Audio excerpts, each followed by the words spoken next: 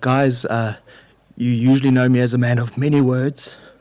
Today's not going to be one of those days, but I think in the spirit of Jules, we'll have our moment and we'll celebrate a bit later on, because the man was one for a good time. So, firstly, thank you to all of those who have come from very near and share our home, and have shared our home for the last 2 weeks. And thank you to those who have also come from far and wide. As always, this was bound to be an eclectic crowd.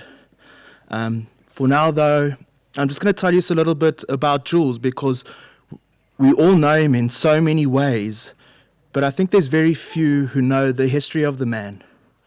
So, something that has kept coming up over the last few weeks is how many people Jules had met and left a warm impression on.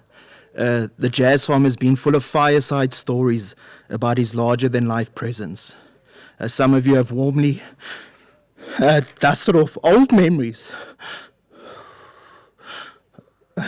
of wild parties and his larger-than-life presence, while others have shared more personal and unique stories of intimate moments you'd had with him. So I'd like to take this time to thank you for all being here and tell you the tale of the man we are remembering and celebrating today. Jules grew up walking the dales and sailing the lakes of Perth in northern England. This is a love for walking that he shared with many of you, and I'm so grateful to see many of those faces around today. Despite being an exceptional student and an adventurous young mind, things were tough at home. His father had left his family and moved to Africa of all places, leaving Jules's mother and his grandparents to raise both his sister and him alone. While this was a sad part of his history, it was also an opportunity that allowed Jules to start seeing the world when visiting his father.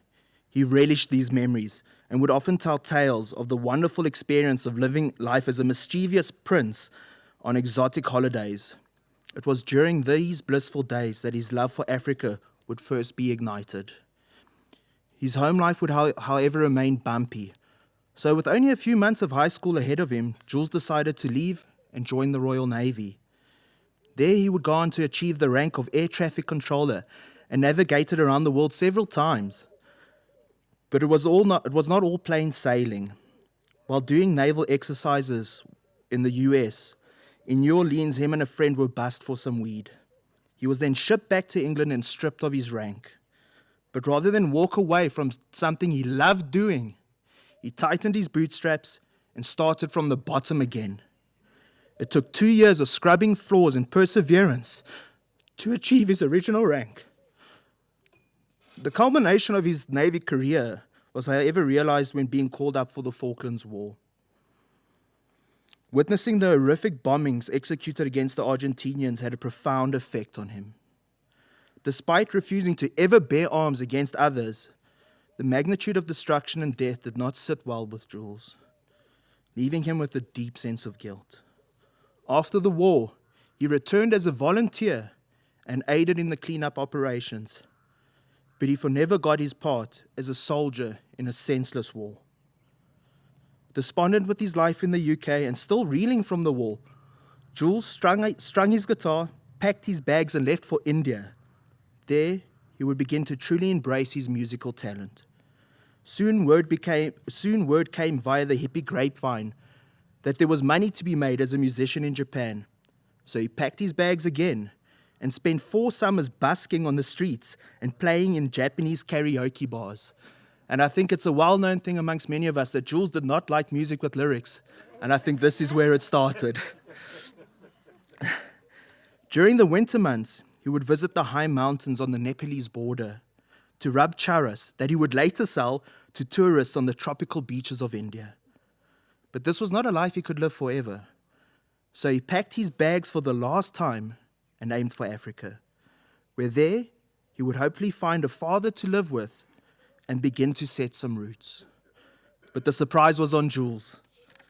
Upon arriving in South Africa, he learned that his father had by chance just left for Hong Kong. And although this meant he would have to go back to doing various jobs and begin at the beginning again, Jules had saved up enough yen to put down a deposit on a humble piece of felt with a small cottage on it and so began the foundations of the Jazz Farm. South Africa was now home. Jules was happily married to Sandra and became a stepfather to Ross. And although things eventually didn't work out with his new family, it was during this time he found the movie industry. This is where Jules finally found himself among the creative minds and vibrant experiences that gave him the ability to achieve a sustainable life that embraced his many, many talents. It was also during this chapter that he first crossed paths with Myrtle at Rustless Valley, and it was not too long afterwards that she also began to call the Jazz Farm home. And so began many more adventures, until one cold winter's morning when the cops kicked down his front door, and again Jules would be bussed for some weed. It was this personal invasion of both his body and mind that resulted in the Dagga couple becoming a large part of his recent life. It was perhaps the lingering guilt of once being a soldier in a senseless war that made him dig in his heels and not let others continue to pile up as casualties in prisons. The colonial crimes of his home country, was something that he had always hated. And this was now an opportunity to truly make a difference. So he fought, not with guns and bombs, but with words and kindness and a warm cup of tea. As well as Myrtle by his side, and a stable full of champion attorneys who could no longer stand by and idly witness the injustice. And although the weight of such a burden was immense, he managed to always celebrate opportunities and the people it brought to him.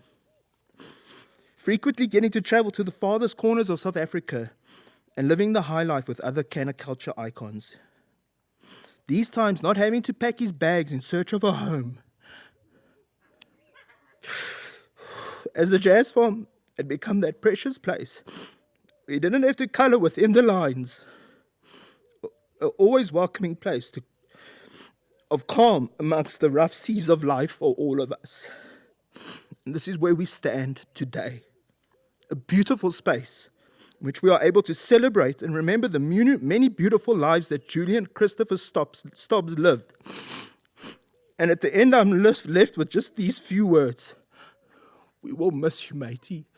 We will miss you.